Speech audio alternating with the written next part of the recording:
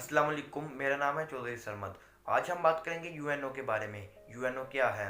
UNO का क्या मतलब है? यूएनओ का मतलब है यूनाइटेड नेशंस ऑर्गेनाइजेशन।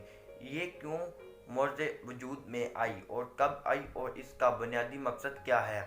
यूएनओ का क़याम दूसरी जंग अज़ीम के बाद आया, जब हिरोशिमा नागासाकी पर एटम बम गिराया गया, जिसकी वजह से लाखों इंसानों की मौत हो गई।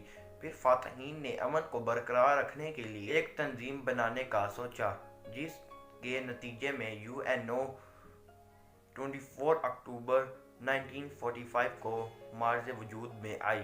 यूएनओ का दफ्तर यूएसओ के शहर न्यूयॉर्क में है।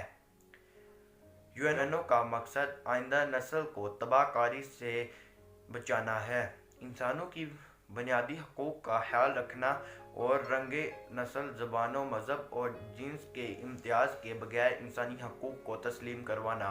यूएनओ के 193 मेंबर हैं, जिसमें 5 मुस्तकिल अरकान हैं। इसमें China, France, USA, UK, Russia हैं। इन ममालिक के पास वीटो का हक मौजूद है।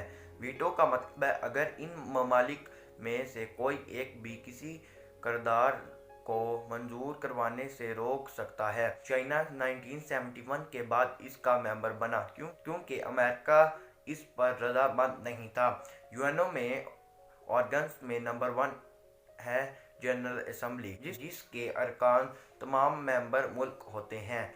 नंबर 2 सिक्योरिटी काउंसिल असम्बली है, जिसमें 15 अरकान शामिल होते हैं।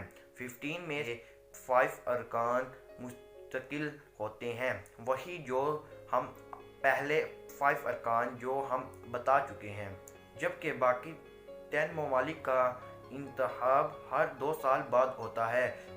5 मुस्तकिल अरकान को वीटो का हक हासिल होता